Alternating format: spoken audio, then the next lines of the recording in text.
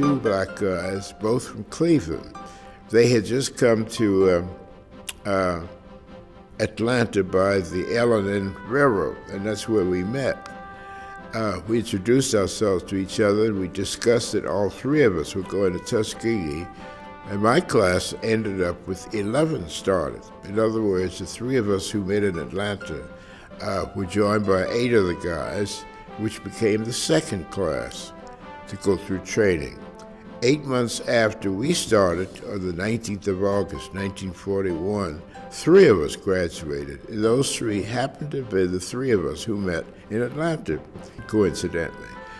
992 black American men won their wings at Tuskegee, almost 1,000, 992.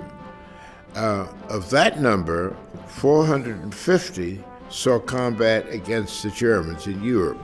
Most of the rest of those who did not get to combat in Europe were earmarked to fight the Japanese. They did not get a chance to show what they could do in combat because the Japanese surrendered, as you know, as a result of 2 A-bombs in Japan. And that's what the history books tell us. I'd like to think that the Japanese surrendered because they heard that the black pilots were coming. So you believe what you want to, and I believe what I want to.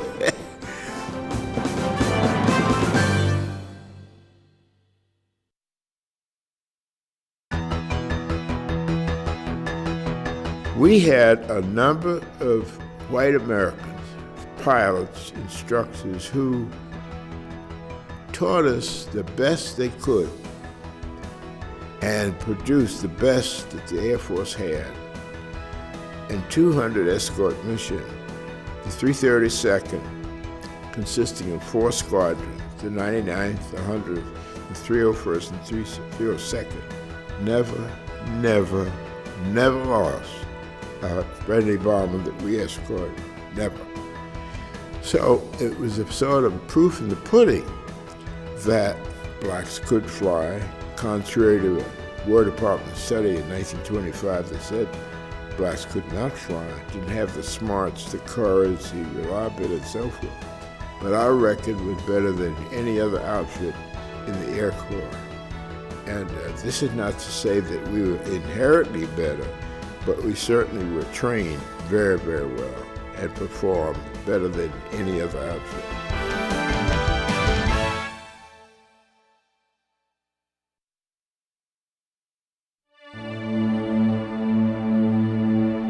We had something motivating us to perfection that white pilots did not have. We dared not fail. If we failed, those who didn't believe that blacks could fly would have the proof to be able to say, we told you they couldn't do it, and they failed, so don't bother them. And for that reason, every one of us who earned those wings had the kind of motivation, dedication, because on our success rode the future of blacks in aviation, and as it was eventually in commercial aviation, and at first militarily. We had to succeed. We could not fail. That's the difference. That's the difference.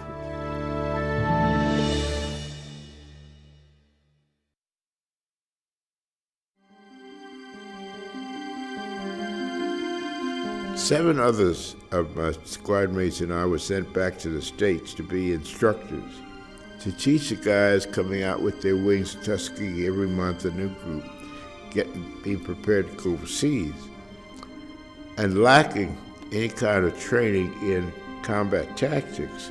So the 7 of us ended up eventually at a base in Walterboro, South Carolina, which was the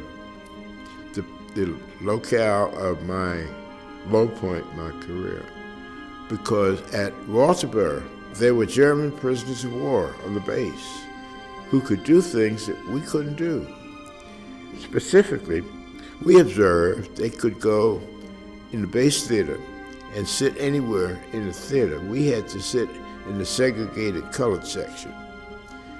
Furthermore, they could go into the PX cafeteria and eat a meal, and we couldn't go in the building. And those are the 2 things that made me absolutely furious. I mean, I became absolutely outraged. I was furious at our country that we could be treated like that, because after all, we had sworn to defend America against all enemies, foreign and domestic. We'd done that. We'd lost some of our buddies in that action, and yet the enemy was here in our country.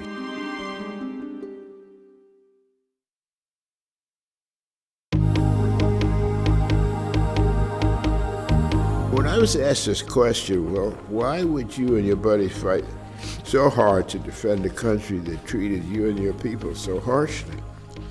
I really had to think about that, and I come up with this. When you look at America and compare it to every nation going way back to Egypt, the Egyptians, the Greeks, the Romans, the British Empire, the French Empire, the Japanese, the Chinese, the Russians, the Germans. No other country besides America has demonstrated the ability to change. That's what makes America great. We might stand for certain practices for a long time, then after I say, no more, enough, no more fire hoses and dog attacking children in Birmingham, no more. What I just related was an answer to your question about why you're so patriotic. And that's why, because this country can change, and it will change. And it's changing now. It's changing now.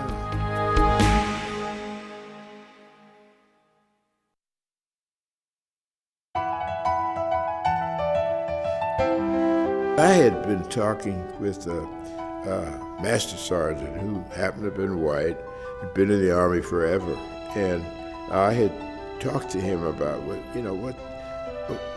is it like to be in the Army, because you're twice my age, and yet you're a non-com, I'm a commissioned officer. You're supposed to do what I tell you. I'm not accustomed to that. I'm accustomed to addressing my elders as sir and so forth. And he explained to me some of the Army ways and so forth. And one of the things he had emphasized to be successful, never ask your men to do something that you won't do yourself. And I remembered that. That was a valuable lesson that served me all through my career. You always look out for your men before you look out for yourself. So all the way through my career, even after I left the service, this is the lessons I learned in the military have served me very well. I've had a blessed life.